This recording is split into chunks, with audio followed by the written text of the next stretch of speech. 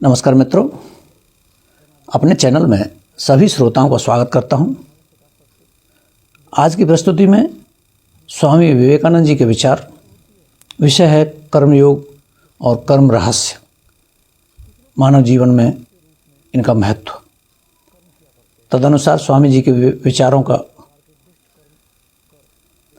स्वामी जी कहते हैं, भगवान श्री कृष्ण अर्जुन से कहते हैं, हे अर्जुन, यदि मैं कर्म करने से एक क्षण के लिए भी रुक जाऊं तो सारा विश्व ही नष्ट हो जाए।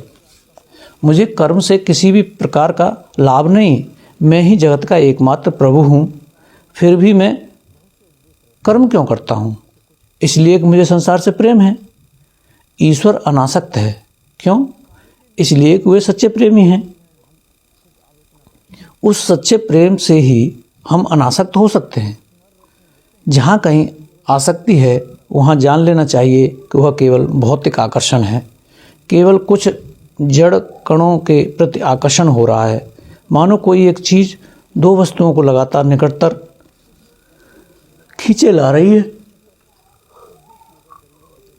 मानो कोई एक चीज़ दो वस्तुओं को लगातार निकट खींचे ला रही है, और यदि वे दोनों वस्तुएं काफ़ी निकट आ सकती हैं, नहीं आ सकती हैं, तो फिर कष्ट उत्पन्न होता है। परंतु जहाँ सच्चा प्रेम है वहाँ भौतिक आकर्षण बिल्कुल नहीं रहता। ऐसे प्रेम चाहे सहस्त्रों योजन दूर पर क्यों न रहें, उनका प्रेम सदैव वैसा ही रहता है। वह प्रेम कभी नष्ट नहीं होता, उससे कभी कोई क्लेशदायक प्रतिक्रिया नहीं होती। इस प्रकार की अनासक्ति पैदा करना लगभग सारे जीवन भर का कार्य है, परंतु इसका लाभ होते ही हमें अपनी प्रेम साधना का लक्ष्य प्राप्त हो जाता है और हम मुक्त हो जाते हैं। तब हम प्रकृति के बंधन से छूट जाते हैं और उसके असली स्वरूप को जान लेते हैं। फिर वह हमें बंधन में नहीं डाल सकती। तब हम बिल्कुल स्वाधीन हो जाते हैं और कर्म के फलाफल की ओर ध्यान नहीं देते। फिर कौन परवाह करता है कर्म फल क्या होगा?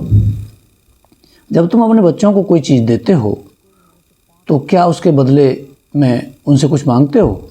यह तो तुम्हारा कर्तव्य है कि तुम उनके लिए काम करो और बस वहीं पर बात खत्म हो जाती है। इसी प्रकार किसी दूसरे पुरुष, किसी नगर अथवा देश के लिए तुम जो कुछ करो उसके प्रति भी वैसा ही भाव रखो। उनसे किसी प्रकार के बदले की आशा न रखो। यदि तुम सदैव ऐसा ही भाव रख सको कि तुम केवल दाता ही हो, जो कुछ देते हो उससे तुम किसी प्रकार के प्रत्युपकार की आशा नहीं रखते, तो उस प्रभु से तुम्हें किसी प्रकार की आसक्ति नहीं होगी। आसक्ति तभी आती है जब हम बदले की आशा रखते हैं। यदि दासवत कार्य करने से स्वार्थपरता और आसक्ति उत्पन्न होती है तो अपने मन का स्वामी बनकर कार्य करने से अनासक्ति द्वारा उत्पन्न आनंद का लाभ होता है। हम बहुधा अधिकार और न्याय की बातें किया करते हैं, परंतु वे सब केवल एक बच्चे की बोली के समान है। मनुष्य के चरित्र का नियमन करने वाली दो चीज़ें होती हैं, एक और जुल्म और दूसरी ओर दया। जोर जुल्म का उपयोग करना सदैव स्वार्थपरतावश ही होता है। बहुधा सभी स्त्री पुरुष अपनी शक्ति एवं सुविधा का यथासंभव उपयोग करने का प्रयत्न करते हैं। दया दैवी संपत्ति है। भले बनने के लिए हमें दयायुक्त होना चाहिए।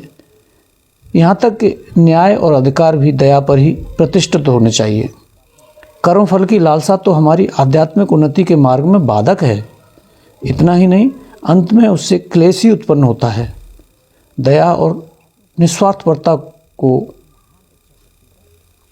कार्य रूप में परिणत करने का एक और उपाय है, और वह है कर्मों को उपासना रूप मानना। यदि हम साकार ईश्वर में विश्वास रखते हैं, यहाँ हम अपने समस्त कर्मों के फल ईश्वर को ही समर्पित कर देते हैं, और इस प्रकार उनकी उपासना करते हुए हमें इस बात का कोई अधिकार नहीं रह जाता हम अपने किए हुए कर्मों के बदले में मानव जाति से कुछ मांगें। प्रभु स्वयं निरंतर कार्य करते रहते हैं और वे सारी आसक्ति से परे हैं। जिस प्रकार पानी कमल के पत्ते को नहीं भिगो सकता, उसी प्रकार कोई भी फलाशक्ति उत्पन्न करके निस्वार्थी पुरुष को बंधन में नहीं डाल सकता। अहम शून्य और अनासक्त पुरुष किसी जनपूर्ण और पापमय नगर के बीच ही क्यों न रहें, पर पाप उन्हें स्पर्श तक नहीं कर सकेगा। धन्यवाद।